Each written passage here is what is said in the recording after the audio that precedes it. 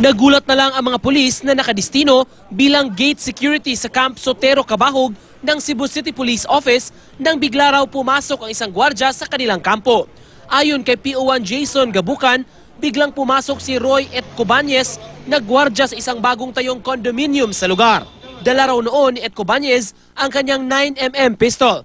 Napag-alamang bago pala pumasok sa kampo ng pulisya si Etcobanez ay binaril niya ang kanyang katrabahong kapwa gwardya na si Romy Bihasa. Patay si Bihasa. Pagpasok naman sa kampo, voluntaryong sumuko ang bumaril na si Etcobanez.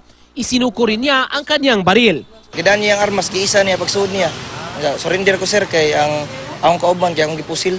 Inamin naman ni Etcobanez ang nangyaring krimen. Nadala lang daw siya dahil hinamon umano siya ng barilan at suntukan ni Bihasa. Paglakaw sa inspektor, siya naman ang hagit nako. Kuha na niyang pusil, may napugnan sa nako kauban, pinusil na ita. Ingo, di ba sa gyud gumahadlok yun? Ay lang tas bagay kay lupigo ni maway. Baksidor man ka. Inamin din ng suspect na wala pa siyang lisensya bilang security guard at sa Enero pa siya nakatakdang mag-undergo ng seminar. Ayon naman sa katrabaho nilang gwardya, may alita na ang dalawa bago mangyari ang krimen. Nagbong uro lang. Pagpusil na, naglingkod na siya diya? Oo, naglingkod na siya kay diya. Sir, may igot, so super na mo check na mo. Pero subject for autopsy na siya. Pila dyan na yung sa matanan.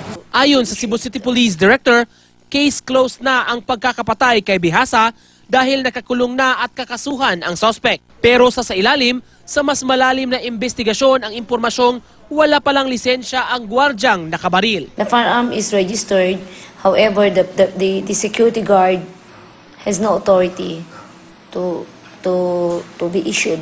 Nico Sireno, Nagbabalita, Pilipinas.